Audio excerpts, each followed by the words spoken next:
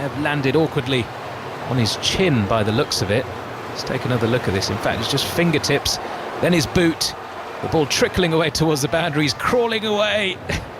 And he gets there in the end, I think. I think he's okay. Gets a... Oh, the crowd seeing the replay on the big screen as well, enjoying this. Smashes his chin into the ground or onto the back of his hand as well. Oh! Talk us through this, Ravi. The pause from the cameraman on the replay there, the director, sorry, just as his chin clatters into the turf. Well, he's left a face print in the in the outfield. I mean, there should be treasured. Actually, someone should cut that out. He's faced so hard into the ground, but that's a great effort. You know, he saved the boundary there. Initially made the mistake of not pulling it back in, but he's 100% cricketer and he's managed to pull that in. Very good fielder, great safe hands, good arm. A man you can trust in the field, so well done. I think he's saved a boundary there in the end. I mean, you wouldn't call it the most aesthetically pleasing effort in the field, would you? I think the director's enjoying this. We keep getting replays, they keep rewinding the bit where his chin clatters into the turf. He's got a bit of facial hair though to soften the blow, I suppose. Yeah, I think that's why he keeps it there. Just rubbing his jaw, so it's all good. He's saved the boundary, but he's not going to be able to save this. Rohit Sharma smashes one for 6 over deep extra cover. A slight shimmy down the track, and when he's in this kind of form, there is no better batter in the world to watch in this form of cricket. 37 without loss after 3. It's probably the best of the lot, isn't it? Yeah, that's what we're talking about with this guy. He makes it look so easy. I mean, makes it look slow motion. He comes down the wicket to somebody who's bowling 90 miles an hour and just eases it over extra cover for 6. I mean, that's what he can do. That's why he's been a great player for so long. Is that he can do things with ease. Very lovely sort of free flow poetry and motion almost as Mohit Sharma prepares to bowl the 4th over of this innings. Mumbai flying at the moment. Can Gujarat halt this tide? Most 6s for the Mumbai Indians, 201, second only to Kieron Pollard. Not a million miles off either, 233 for Pollard. Mohit comes in, slower ball, Yorker into Kishan, who just pokes it away to mid-off, scampers through for a quick single. Just looking at this wicket, I mean, it's a beautiful wicket. So coming on, I was batting yesterday on a net surface at Hove.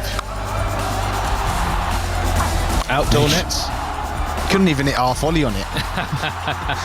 These boys are hitting 6s on the up, check drive in 6s. Is that one of those tent jobs? No, it's proper normal outdoor net. Okay. But I mean, it is difficult to get a good net surface in England. I mean, not many places have good net surfaces, professional. And I'm talking about professional grounds here. Even more difficult this time of the year with all the wet weather that's been around. Wet weather as well. It's just, yeah. Well, it certainly looks like an absolute belter in Mumbai this evening. As Mohit runs in to Rohit Sharma. Punched off the back foot, straight to short extra cover, no run. Kishan just backing up out of his crease, and the throw did come in towards the stumps at the non-striker's end, but it missed. Would have been home anyway. Gujarat Titans, if they win tonight, they will qualify for the playoffs. Currently sit top of the table on 16 points from their 11 games. 16 was the mark last season in this 10-team competition to make it into that top 4. So they've probably already done enough anyway, but just mathematically they're still not over the line. Sharma comes in to Rohit this time, and Yorker dug out into the offside. They get through for a single. The way this innings has started, Ravi, the Mumbai crowd getting a bit impatient with a couple of dot balls and singles. Yeah, it's been a good over so far. I think they've resorted to just getting underneath the bat because it's such a good wicket. They're hitting off pretty much every length.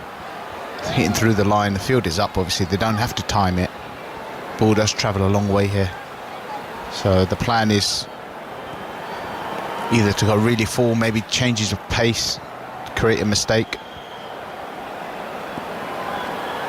Right, Ishan Gishan back here and facing, gets a short one and pulls, but looks as though it's at the toe end of the bat, straight to that short mid-wicket fielder. He takes another glance at his bat there. If he's not feeling the best with it, it might be time for a change. Back to that question then, your favourite bat that you've ever had and sort of repaired and kept going for as long as possible? I did have one actually. I reckon I was using it for about 3 years straight, where I just kept repairing it. You know, little cracks would happen. It was a strong bat because it was a big, chunky, heavy bat, so you know it withstood a lot of damage. But I kept putting it back together every time there was. I keep showing it love. It's the one I used in the T20 final in 2019. And I retired it on that day. Right, then to Kishan again. Another short one, this time pulled over the top of that mid-wicket fielder. One bounce four. Much better timing on that occasion. He's quick onto those short deliveries this evening, Kishan. Mumbai 43 without loss in the fourth. And I did retire it on that day after we won the final. Not a bad time to do it. Yeah, it was a good time to do it. But the thing is, I don't know where it is now. It was in my house somewhere, and I used to just pick it up. You know, when you're walking around the house, you pick up the bat, you practice a few shots, and you put it back. You know, that's what you do. That's what you do as a batsman. Yeah, you got to have bats in different rooms, so you can just pick them up. And this is pretty standard. But I don't know where it's gone. It's just gone missing. And you're not very good at keeping all this. I've lost stuff. I've actually lost 2 other bats as well, brand new ones. They were in my bag. It's just gone missing. I don't know where they've gone. It's killing me right now. Mohit Sharma then, final ball of the over, slower, shorter one this time, and it's just pulled gently around the corner down towards deep backwards square. Single taken, so 4 overs gone. Mumbai 44 without loss. I did have a bat from Virat Kohli once. You've not lost that, have you? It broke in the end. I mean, this is way back in 2011, I think. We exchanged bats because it was too heavy for him. He said he couldn't use it. And I think he liked one of my bats or something. So I said, yeah, I'll have your bat. It's the right weight for me. And took it. And I had my best season that year with it. Best couple of seasons with it.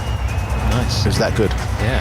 Was it one of those MRF ones? Obviously, you had to put your own branding on it. Was it just straight out of the factory? It was... Well, I'll tell you, I know who it was made by. Go on then. Not made by MRF. No, well they don't. They're a tyre company. It was made by the company that I use now, which is Ton. Yeah. But it had the other stickers on it, which, you know, I just peeled off and put my own ones on. Rashid Khan into the attack then in the power play, and Kishan's down the track immediately, gets an inside edge to square leg, no run. But the punch on that bat was ridiculous, really. I remember just hitting straight blocks, and they were whizzing past the bowler at that stage and just tapping it through the covers, and they couldn't catch it. I mean, that's how good that bat was. Rashid goes a little bit shorter this time. Kishan again works it to that square leg fielder. They do get through for a single this time. Alzari Joseph patrolling that region. 45 without loss. The 2 bats that were in your kit bag, the ones you lost. Yeah, I don't know where they're gone. I mean, obviously some boys at training have just... I don't know where they're Stephen gone. Finn's with us now as They'll well. be wasted. Be on commentary at the end of this over. You've not seen them? They'll be wasted on him. So I don't think he stole them. Oh, maybe he has, he says. Okay. And you see Finney crashing a few through the covers. I remember Finney saying to me once in a game, I think we needed 30 or 2. This one is into Rohit Googly, and he tries to sweep it, doesn't get any contact on that, no run. I think we needed 30 odd to win off about 40 balls. We had 8 wickets in hand. Yeah, and we was, you know, sort of looking out through the window, looking at the game from the dressing room. Rashid goes googly again, this time right, does connect with that sweep shot, gets it away for 4 behind square on the leg side. 49 without loss in the 5th. And, you know, it looked like we were cruising the game, but I don't know why, but I felt like the game wasn't over.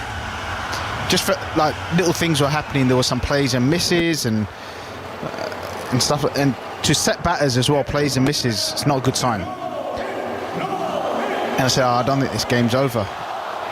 And he says to me, Dog, you can send me out there right now and I'll knock these off. About 20 minutes, 25 minutes later, he was in. And he was the last. He didn't knock them off. He was the last man as well. Okay.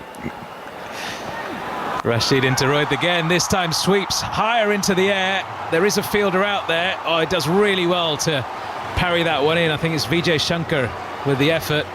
The ball bouncing once, bouncing quite high, and Mohit Shankar running around the rope, parrying it in, saving a couple of runs. But 50 up for Mumbai, 51 without loss. We still needed 10 runs to win when he went in, and he was the last man.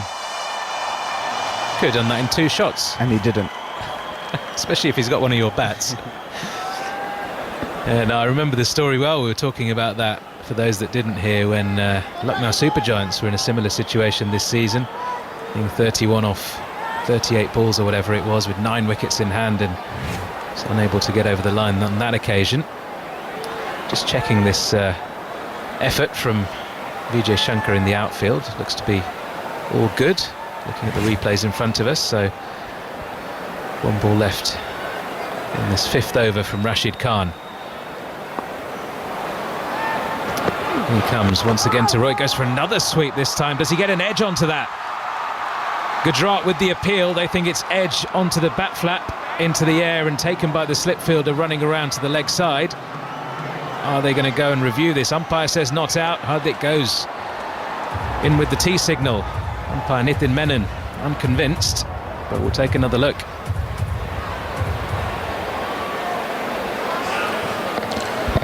TV umpire to director. We have a player review for catch. On-field decision is not given. It's a fair delivery. Can we start with front-on spin vision, please? So let's have a look from the front. It's very close to gloves and the under edge of the bat, but I'm not sure. Certainly on the way through to the pad, if there's anything on that. Maybe on the way up. So I need to have a look at Ultra Edge. Ultra Edge building, stand by, guys. Take it forward. Let's just have another look at this. So all the way to ball is, yep, I think it's straight off the knee roll and then onto the flap of the pad. Umpire wants to take another look. Yes, take it forward. Take it forward. All the way till the pads. Flat line when the ball passes the bat. Can we check for LBW? Can we go for ball tracking, please? So they're going to check the LBW now as well, as is always the case, but that looks to be heading down leg side. Yet confirmed as well. Nitin Menon confirms that that is not out. So 5 overs gone. And the Mumbai Indians 51 without loss. And the Gujarat Titans losing their review.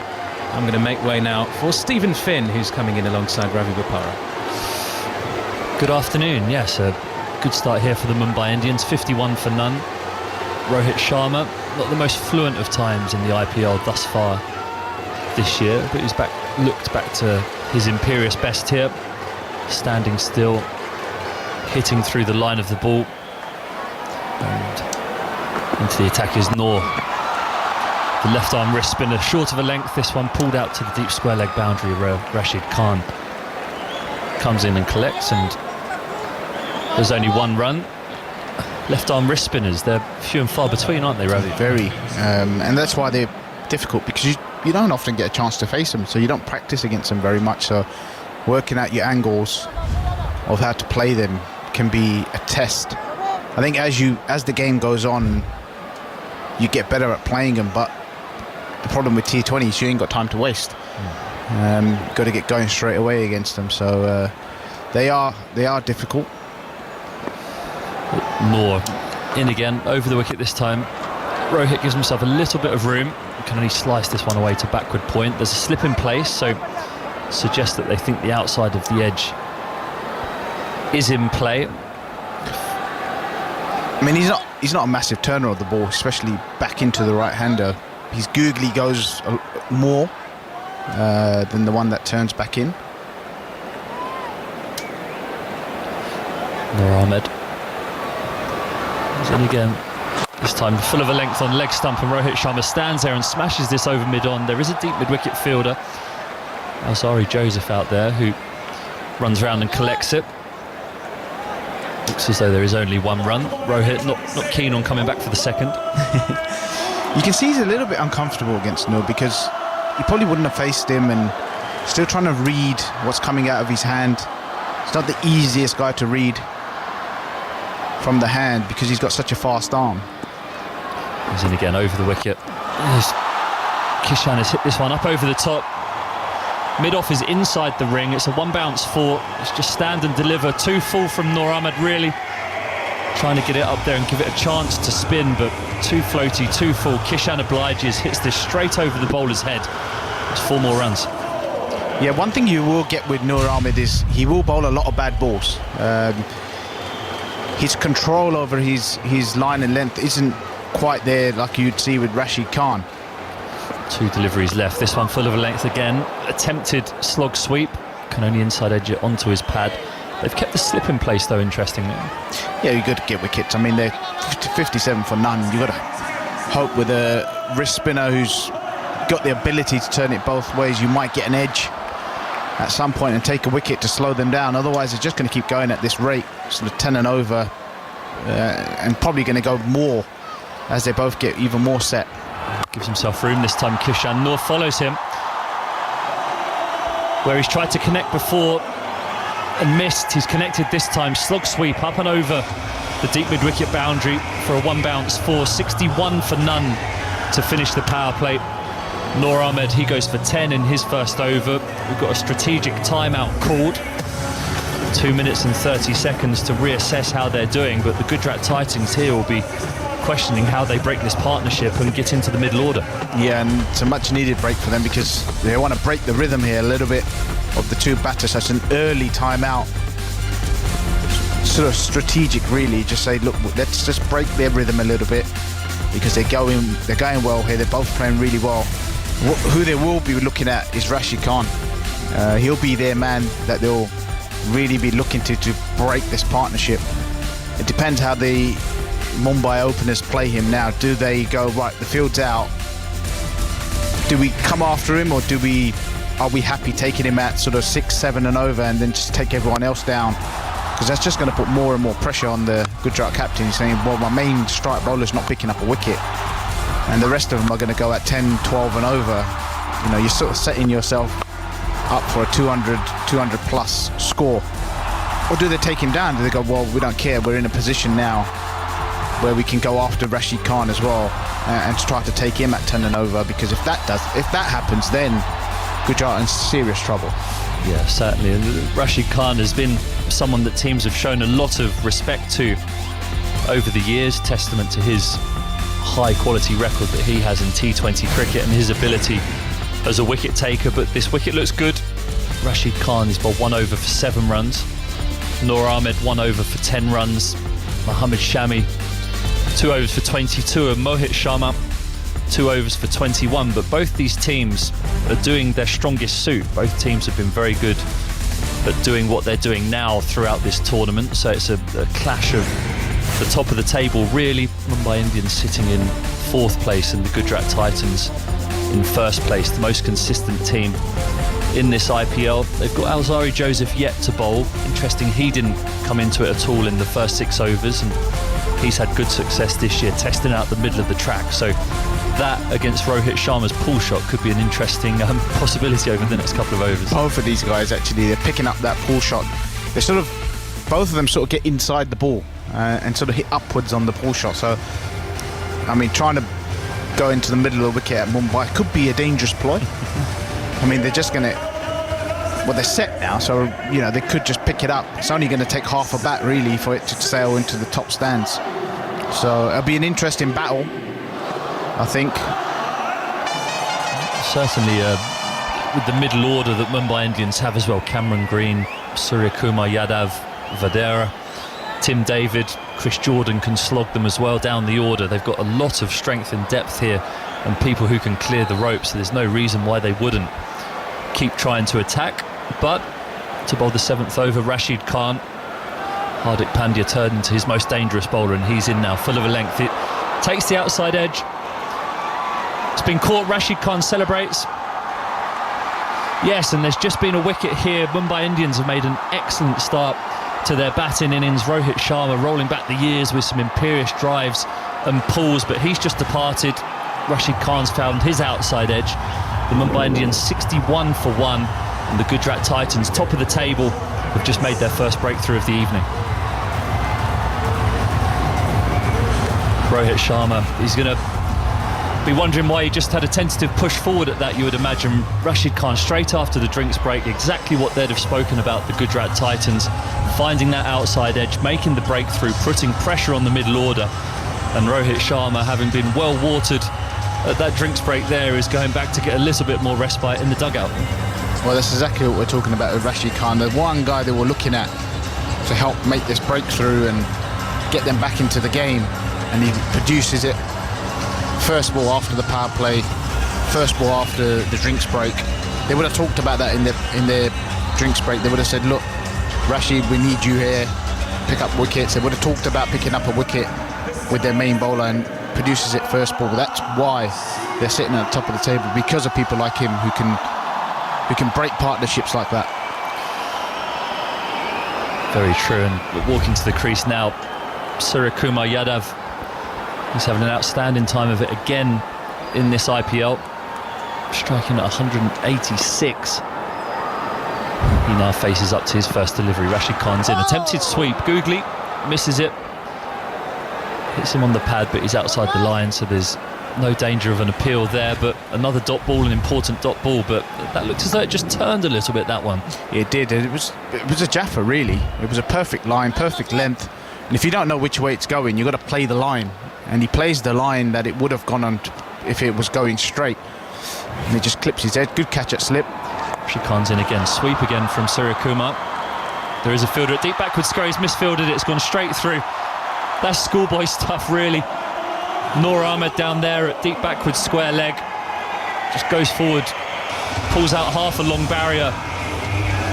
And it goes straight through his hands and doesn't really cannon into the boundary, more dribbles, but his compatriot Rashid Khan will not be impressed with that piece of fielding. No, his teammate Afghanistan. And it's disappointing because that gets Suryakumar Yadav off to a start now. He's 4 off 2 balls. It would have been 1 off 2. But now he's got his early boundary against the Premier bowler as well. Suryakumar faces up again. Rashid Khan, it's a sweep again, straight of line this time. Hits it hard out to Noor Ahmed. Doesn't get it clean. He knees this one, but manages to keep the ball in play, and it's only a single. That's actually nothing worse than misfielding, and then the next ball, the ball comes to you. Even harder as well. I think that the dew out there is playing a part, because when it's that wet, the ball does sort of just break through your hand. You think you've got it covered, and it just bursts through. It always happens. You've got to just make sure you've got just a bit more stronger hands, set yourself a bit more early. Just looks like it's bursting through at the moment. And Rashid Khan, second in the purple cap stakes, as he's into by the 4th delivery of this over, is a big LBW appeal, and given the umpire obliges. Full of a length, quick from Rashid Khan.